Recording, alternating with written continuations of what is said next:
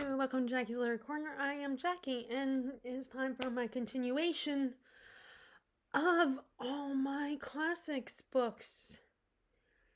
And with all the different editions I have. So now we are going to the Oxford Classics and the Vintage. And then there are someone here that might not be Oxford Classics, but they might be adjacent to it. I don't know, but so first we're gonna do my Oxfords. Some of them. These four. These are the only ones I have in this version. I think this was a more newer, updated version. We have Wilkie Collins is The Woman in White, which I did read. I'm trying to remember. I think I read it early. I read it earlier this year. I loved it. So this is a bit of a mystery story, and it was really fun. And then so I read that one. And then we have, this is the one I haven't read. I also have, I have Armadale by Wilkie Collins, but that is in a Dover edition. And I used to have a couple Dovers. In fact, in our household, we had Edgar Allan Poe, some of his works in a Dover edition. And that was the first time I had read The Raven, actually, in that edition. But, this is The Moonstone. I have not read it, but I do want to read it this year. And actually, looking at it now, I feel like maybe I should read it soon. But, let's see. These ones they're floppy. And this one, it has a border on the back. And on the spine right here, it has that red border. But, this one, it just has this white ribbon on the bottom, and then, of course, the paint, it's still, once again, you have classics using a painting image for the cover. On a rare occasion, they don't always use a painting for their covers, but I guess it depends on the book. Like I have one that I'm going to show you of a collection of Oscar Wilde's plays that it doesn't look like, I don't think it's a painting per se, but yeah, and I'm guessing it's supposed to be the house, or it's supposed to be like a house or something, or like maybe the house, the setting where this takes place, where the necklace goes missing, the Moonstone necklace. But that's all I know about it. So I have not read this one yet. And then the last two that I have are Suetonius' Lives of the Caesars. So this is more ancient nonfiction. And a lot of people have said in the past that this is kind of a good place to start, that he's very easy to read because it kind of reads like a gossip column. Almost like he's gossiping about all the different Caesars. And it got me excited to buy it, but I'm still kind of intimidated by it. But I think I'm intimidated by most classic books until I start reading them and realize, oh, they're really not that hard. But I am excited to read this one. I just haven't done it yet. And then the last one is The Tenant of Wildfell Hall in the Anne Bronte's. She wrote 2 novels, I think. Emily wrote 1. The rest, everything else she wrote was poetry. And then Charlotte's the one who wrote the most. And I have one of Charlotte's books to show you as well, in a different version of the Oxford Classics. But this is so I think this painting is really pretty. This particular painting they used for this one. And I'm guessing this is supposed to be the female lead in the story. So that is The Ten Wildfell Hall, and I have not read it. So the only one out of these ones that I've read is this one, The Woman in White. Other than that, I have not read the rest of the... And then we have these, the World's Classics. We have, this is my first, I'm only showing this to you because it is one of these editions and I did have it on my shelf, but I might donate it because I bought the Penguin copy of this story. This is the Count of Monte Cristo. It's one of my favorites. So I've read this big boy and I'm so happy to say I have. It really did help listening to the audiobook. And now I finally want to actually read it physically and read the whole thing physically instead of just listening to audiobook. But I do have the audiobook because since it's such a long story, I bought the audiobook for really cheap. On my iPhone has an audiobook thing on it, so you can buy. You still have to obviously pay for the audiobooks. They're not free, but classics are really cheap, so I was able to get one of these. And so I have it, and I could do immersive reading of the story if I wanted to. But this was my first copy, my first more mature classic than I ever got. So there's a little bit of nostalgia, but I kind of wanted a less battered copy of it, which I know I'm all for. Those people are like, people who say that it doesn't, it just shows how much how much you loved the book, and how when it's all battered like this. And I am tempted to keep it and just put it back in my, I have a box of books that I save that one day I would like to pass down to my nephews and my niece when they're old enough to read, because it's going to be a while before they can read something like this. Like, maybe they can read in high school, but, if they're interested, of course. They might not be interested in something like this, but that's the thing. So, I'm debating about donating it and keeping it. Maybe it's selfish for me to keep it, I should just donate it. But I feel nostalgia for it, even though I bought a Penguin copy of it. So this was my very first one. And then we have, and even before I knew that there were different editions other than the mass market versus large paperbacks.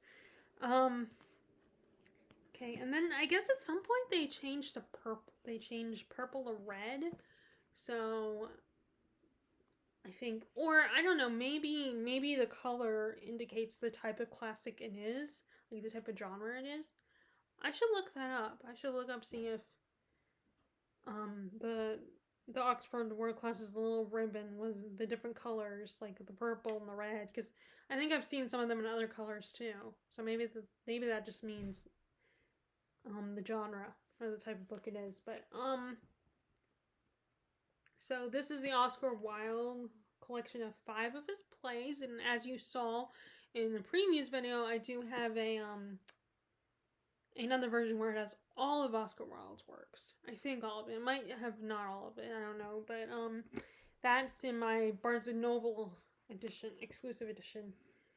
But this, and I have read it, but not the whole thing. I've only read The Importance of Being Earnest, which I've seen the movie adaptation with Rupert Everett and Colin Firth, and then I cannot remember the 2 actresses in that one. But I haven't seen. It's been a long time since I've seen it. I've only seen parts of it, I think, or at least not enough of it to remember it. And then Lady Windermere's Fan, or no, The Importance in A Woman of No Importance. That was when I first joined Victober. When I first started participating in Victober. I think that was one of the plays you were supposed to read. So, I read that one as well. But I need to reread it because I feel like when I hear about classics, or any book, any popular, any book that I feel like, not necessarily popular, but it's, I guess popular. Any book that's popular that I'm actually interested in, I hear about it, and then I get it, and I read it, but I feel like I kind of rush it, because it doesn't, I'm not discovering, I've heard so much about the book, that it's like, it doesn't seem as special to me, because I just rushed through it. But anyway, either way, I want to reread that play, but I also need to read Lady Windermere's Fan and Salome, I think, and then An Ideal Husband from this collection. Which, that other one obviously will probably have these plays on it. But, so, Then the other one I have in this is North and South by Gaskell. I read this years ago, and my original version of it before I decided to send it away was, I'm trying to think of what version I had. It might have been a Penguin that I had, and my original copy of it. And that was more of a, at the time, I decided to donate it, even though I enjoyed it. I still was like, oh, I mean, I enjoy it, but I don't need to have it. And then I also, years later, I decided I wanted to buy it again. Like I said, I always feel pressured sometimes to, go through my shelves and get rid of some books. Like, make a decision about some books. And it's like, I end up sometimes making rash decisions and later regret it. And, like, not always. But because there's so many, I'm trying to make room because I'm going to continue buying books. And sometimes it'll get to the point where at the moment I just I can't, I can't think of anything that I'm like, ready to part with. So sometimes I have to kind of pick. But, and I end up regretting it. But anyway, so I'm due for a reread. So I have read this one. I read The Count of Monte Cristo. So I've read 2. So now that is 3 books. And, well, 4 if you count that I've read some of the plays in this collection. So that's, well, 3 books. From that collection. Although, North and South I read in a different edition. And then we have the World Classics. I don't know if this is Oxford adjacent or not, but this is a Trollope book, and I read the other one I had in this version in the World Classics edition by Trollope was The American Senator. I had read that one, but I don't know if it's in the pile still or if I already sent it to Gibbons. Because I liked it, but, I just decided, no, I don't know if that's a one that I would, to me, at the moment, that doesn't seem like one that I would have second thoughts in the future, but who knows? Anyway, so I will be reading this one soon, and then once I read it, I'll decide for myself if I'm going to let it go. Because, I enjoy and I really, really like Trollope, but I kind of like Dickens a little bit more. A lot of people compare Dickens and Trollope together. So this is Lady Anna. I will read this soon. And then the other World Classics is The Tempest by Shakespeare, which this one feels like a summer read. I don't know. I guess because The Tempest makes me think of the ocean. But this one I actually got at back in 2023, or no, 2024. I got this when we went up to visit my sister. She has a thrift store near her. Yes, it's a thrift store, so it doesn't just have books, but it has books. It has a section with like 3 shelves filled with books for discount prices, for thrift prices. And I actually got a book from the Poldark series, not realizing it was from the series. And, it's and I don't like when I get books in the middle of the series, because then I feel like I can't read that one just yet, and I have to get the other books from the series. Which is funny, because now I've seen them multiple times at Gibbons. And now I don't think it had the first one. They might have had the first one, but in a different edition. So it's like, which one of those books could have potentially been the one I donated to them, because I did get my copy, one of the books in the middle of the series to them, to Gibbons. But I also got this as well from that one. And I think another book as well. I think I got 3 books.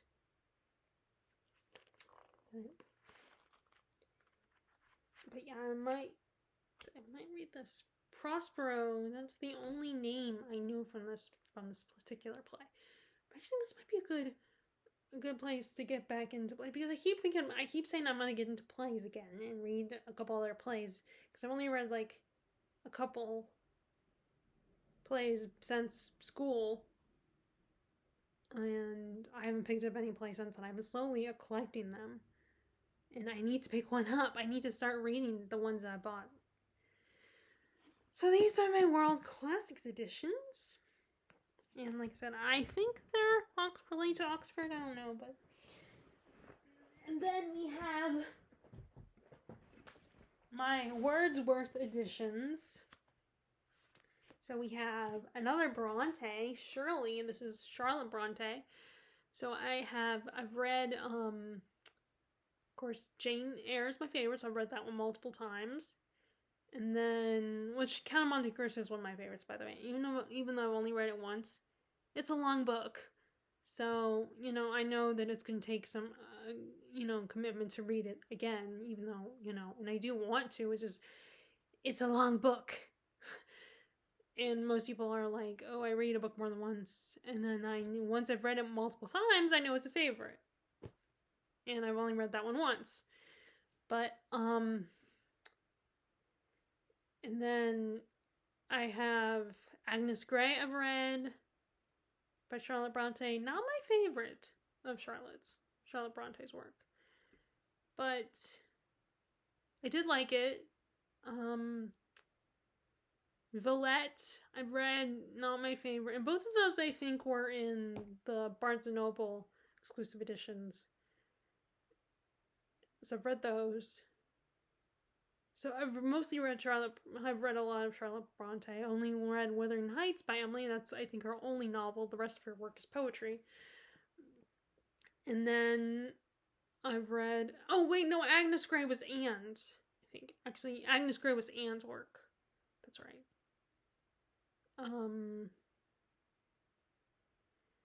then there's her other book, The Ten Wildful, which I just showed you guys. So I've only read Agnes Grey by Anne Bronte. But anyway, this is Shirley. And I'm excited. And this is in a Wordsworth Classics edition. And then my other two Wordsworths are in this greenish coloring. We have The Small House in Allington, which is part of the Barsetshire series. Like I said, I'm debating with Trollope.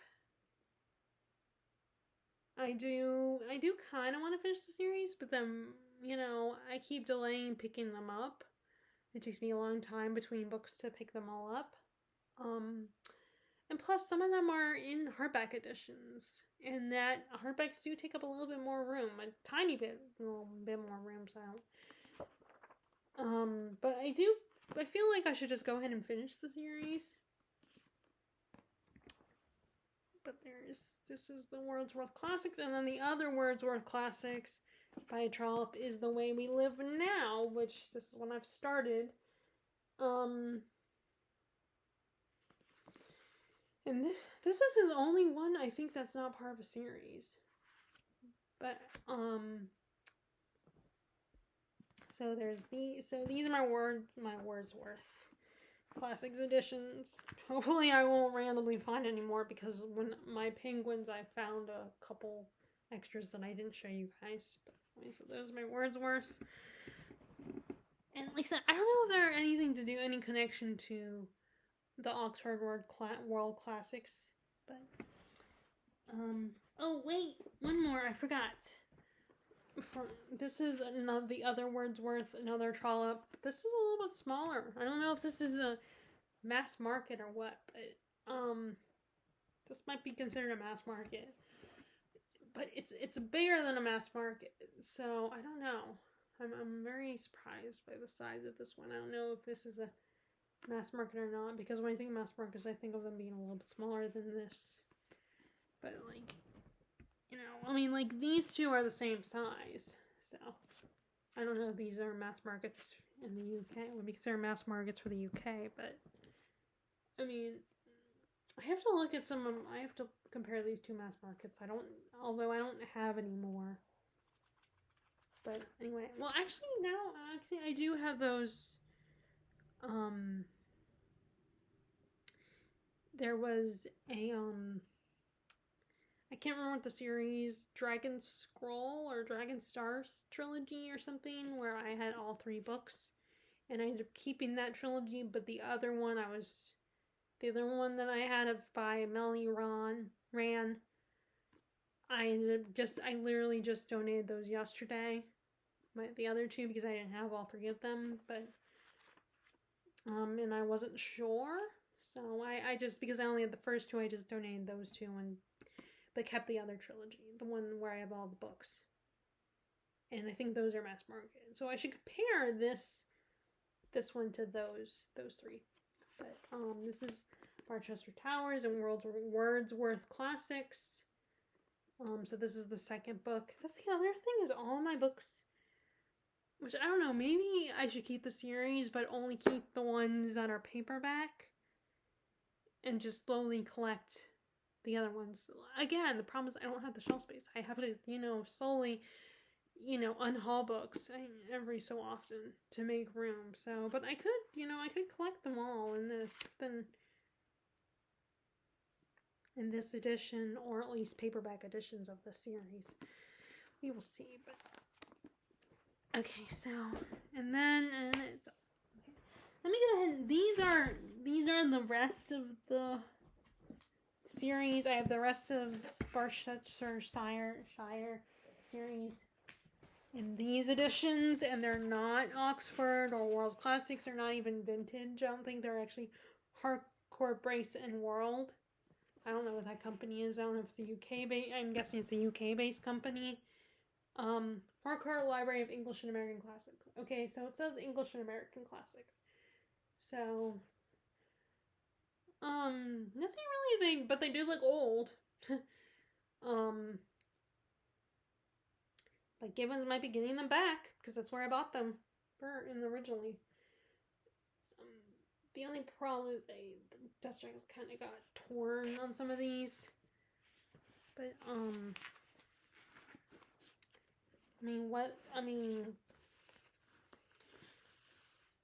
so these are the rest of them, the rest of the series. The last 4 books. I don't know why.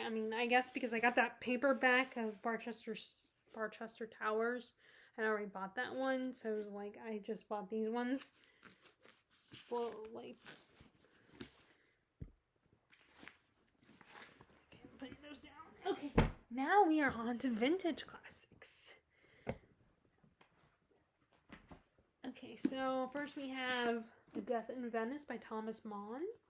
And I also have, let me go ahead and show you. So originally I had the Everyman Library edition of this book.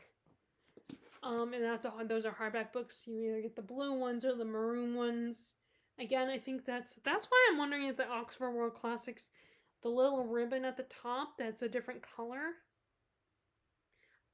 I'm wondering if they represent the type of book the classic is, because I think Everyman's Library also, like, their books, depending on what colors, depends on the type of book or the type of genre the book is. Because you have the dark blue, the navy, I think it's like a navy blue color. Then I've seen a maroon color. And then I've seen other like possibly a green or teal color. But I ended up in the donation pile and buying this one. This is a vintage classics edition. And actually Emmy and Caroline did a reading, did their own little, they did, for their book club, they read Magic Mountain by Thomas Mann. They did a whole reading of that book with their book club. And that's kind of what reminded me of this book. And eventually I decided to get this copy. And like I said, donate that Everyman's Library one. But this is very interesting because it's the decline of a family. So that's going to be very interesting. And the way Emmy talks about in her reading vlog, the Magic Mountain, made it sound really intriguing of a story. So, okay, so we have The Invisible Man by Ralph Ellison. And I thought my sister had this book. And this might have been the one I saw, but I never found it. And I think she thought she had it too. And I know they had the Native Son because I borrowed that temporarily from her, but I couldn't get into that one. So I want to read this one, and I feel like I should read. This is one I feel like I should read for the summer. And you know what? What I might do? I could give this, like, after I read it, I could give it to her. And if I want to read it again, I could always get it back from her, but I could give her this copy so she'll have a copy of it for, like, if the kids ever have to read it for, like, middle school or probably high school, they'll probably have to read it. Although by the time they get into high school, I might be living with them anyway, so it might not matter. But, I mean, I can always do that, like, because, I mean, who knows, I might want to keep it for myself. But anyway, so I have that. I always thought this was really, I actually always thought this cover was kind of cool.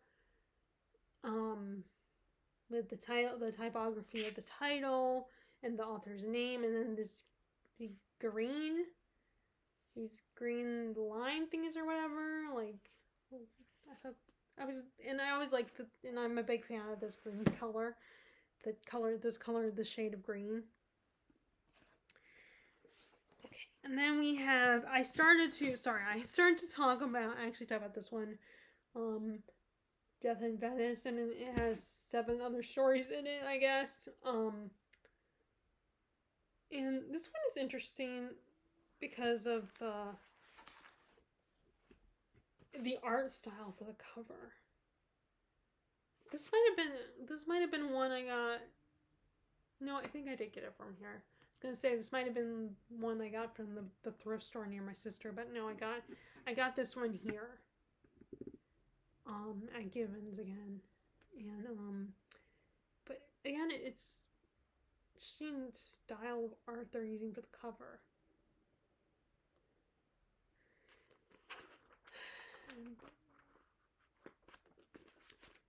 So, I need to read me some Thomas Mann. I just have 2 books by him.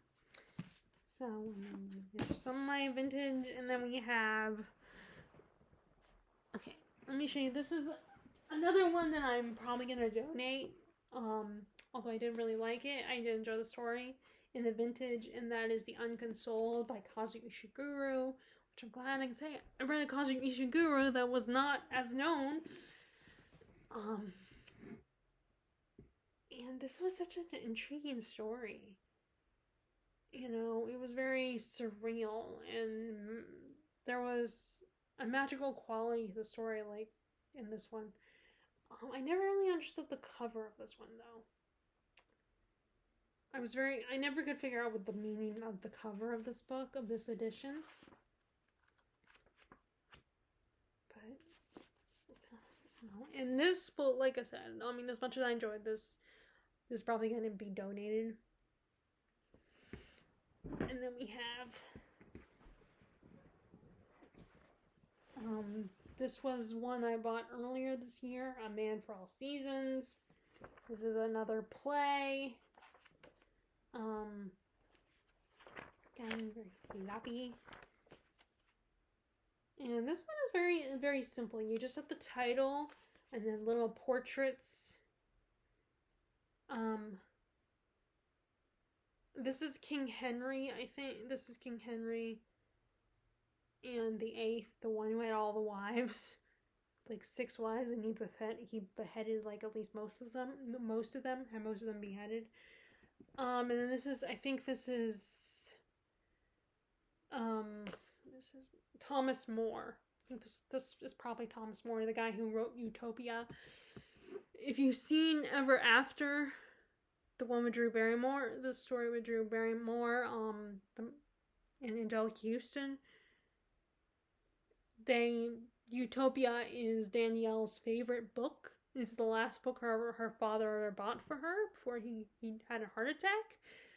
So they talk about that, and I think they quote it, her and the Prince Henry quote it or discuss it at least. Like, he didn't like it. He thought it was a dull story, and she loved it. And she was like, that's kind of relevant to you and how, like, like, of course you don't like it. But apparently Henry VIII loved Utopia. Um, this is kind of like a famous moment in history that this play is about. Um,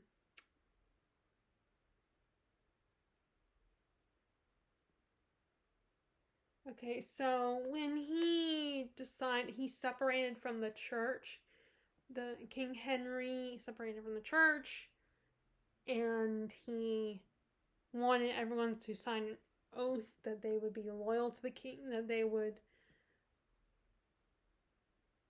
acknowledge the supremacy of King Henry.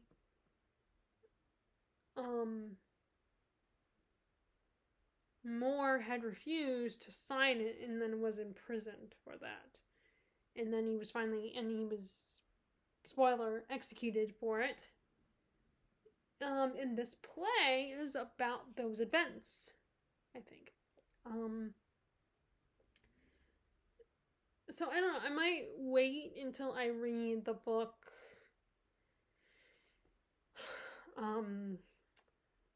Wolf Hall and read that whole trilogy, like read these together, because I think they would fit together because they're kind of the same time period and about the same king, and I think they would be perfect together. But anyway, this is a the vintage edition.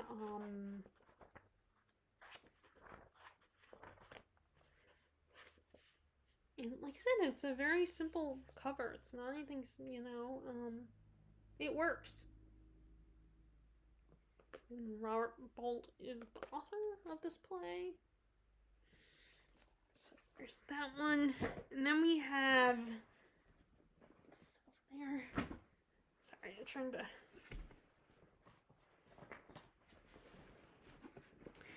So we have James Joyce's Ulysses. Here is this book, the bane of my existence, the book I want to read and get into, but it's very hard because of its writing. But I still want to get into. I still want to keep not giving up. I still want to read it. I feel like there's a great story here. It's just a bit of a challenge to read. And I need to be not as distracted when reading this book. I use my low-key bookmark for this one. And I need to kind of take my time with this, I think. And you guys saw I do have another James Joyce, The Portrait of an Artist as a Young Man, in the Barnes & Noble exclusive editions. But yeah, I like, again, green. I don't know, I like the color green. I think it's an interesting color choice. And then all of so far what I have of Faulkner's books are all in this edition. These are kind of brownish yellow books, like very earthy toned colors with the Williams Faulkner's name, and then the way they, like, kind of like the way the title is printed on there, it kind of looks like a signature. Like, I mean, it fits. The type is great, very readable, I think.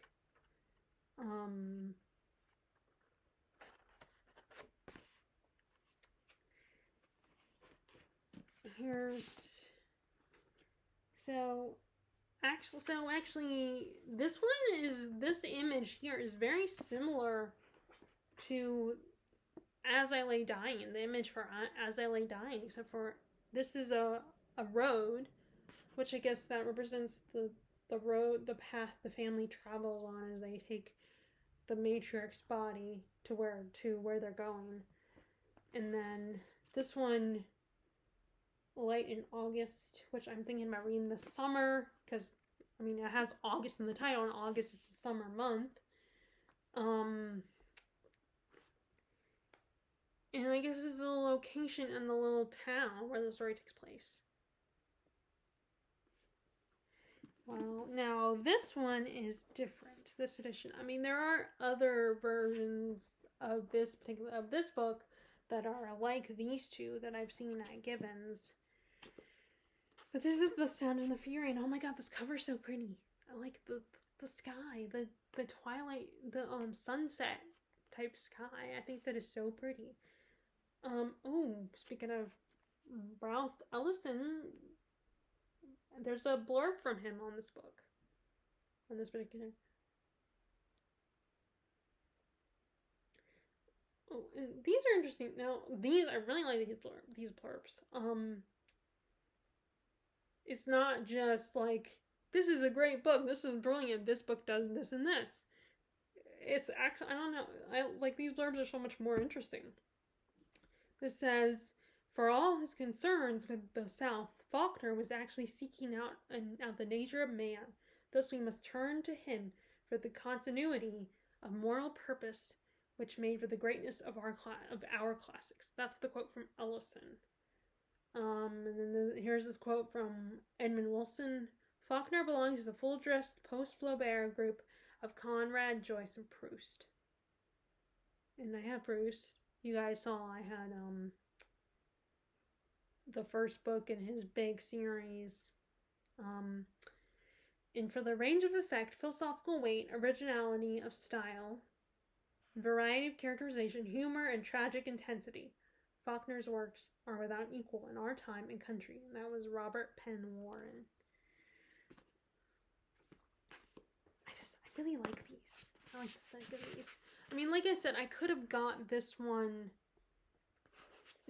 in the same, because I think I've seen the Sound of the Fury. Like, in fact, yesterday when I went, I probably saw The Sound of the Fury like these, in a version like these ones.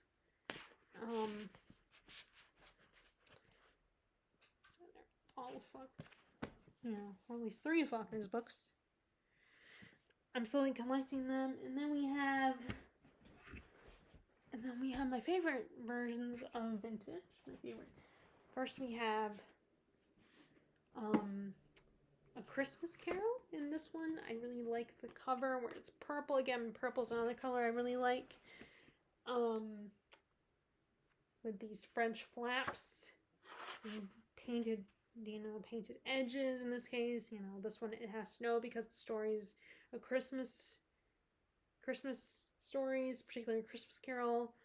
And then you have all these images of like all the different ghosts for a Christmas Carol in Christmas Carol. So I really like this. I've read all the yes, I've read this. And the only one from Faulkner I've read is As I Lay Dying. I read that one. And then I've read, and like I said, I read The Unconsoled.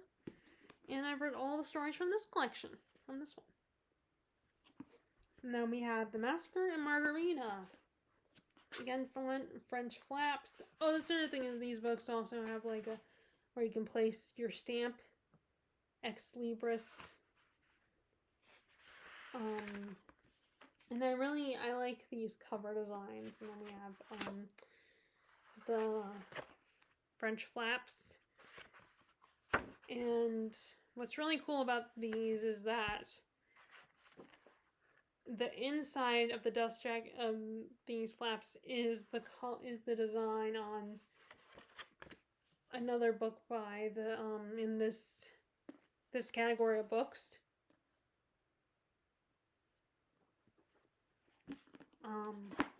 Let's put this one. Do I have? Okay, no, this one doesn't. I don't know. Well, this one, I don't think it does that. Where I don't think there's another. Well, it might be. This might be another Dickens, but okay. Then we have. Here is 2 of my. I only have 2 Jane Austens in this. I mean, I thought about getting the other ones, but I mean, I could because I could switch out. Like, I have Sense and Sensibility in Clawbound, as you saw, and then I have Pride and Prejudice in the Barnes and Noble. So it's hard to decide because I really like these certain editions, but then, it's having to like decide, okay, which edition of which books do I want to have? Like, which ones do I want to keep? But so we have Mansfield Park, which I wanted to read this spring, but I didn't get to. So I do not remember what the inside flap is supposed to be. What cover does it? It might be Sense and Sensibilities cover, but again, green, one of my favorite colors. Print's pretty good. It's interesting that these are small. And they actually recently put out a Puff and Bloom edition of Jane Austen classics as well, which those are cute too. I like those as well. And here's Emma. I don't know. Again, I don't know what the cover is, but on the inside, it's kind of an orange, like salmon pink color. This is my favorite Austen.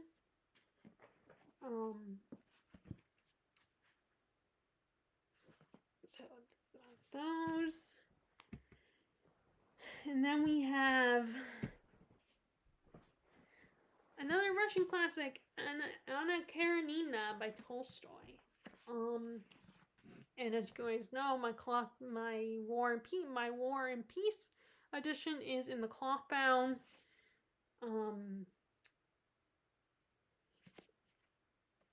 Again, they're so pretty, and there have been times when I wanted to, again, and they're just like with the Jane Austen. I have thought about getting all the Russian classics in this edition, but then I like other editions as well. It's hard to pick because I like, I could potentially like different editions of different classics. And having to decide which ones, because I'm not going to buy multiple copies. Like I said, I don't have I don't have the shelf space. So this one is really, like, it has a really pretty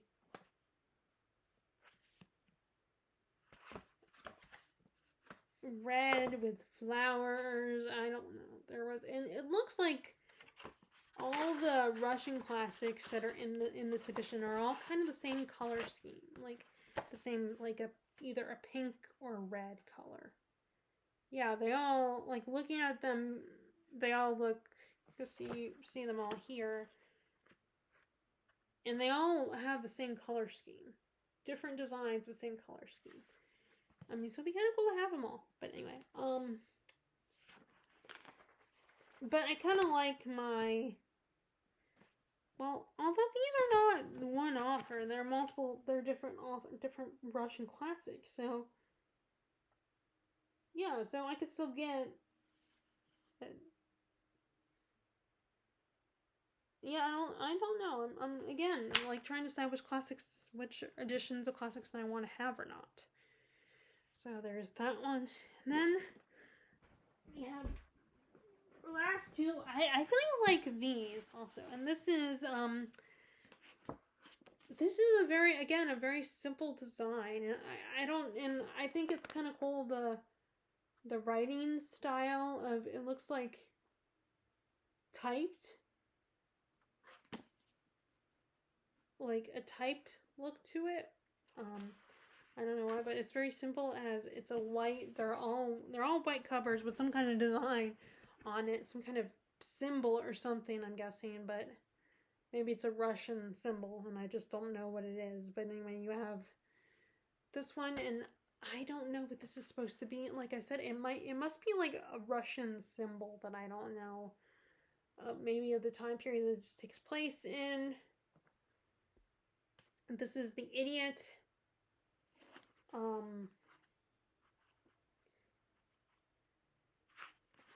It's like, again, very like floppy and just, so it's very simple. And then we have Demons with these little orange again, white with orange on it, orange triangles, and this one is black. The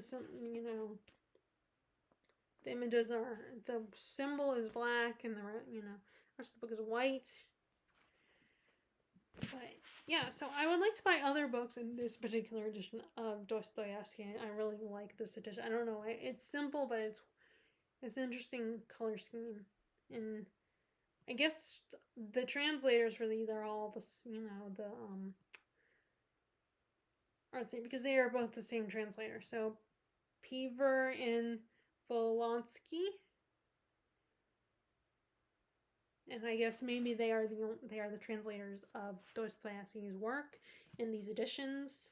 But again, like I said, they're simple, but I don't know, I just like them. Sometimes I like simple, sometimes I like designs that aren't as simple. So those are my Oxford World Classics and my vintage books. I don't know what I'll do next. I guess probably just the next ones will be whichever ones I haven't shown you.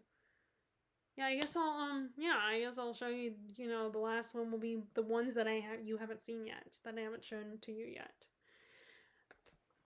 I hope you like this video, and I will talk to y'all later. Alright, bye!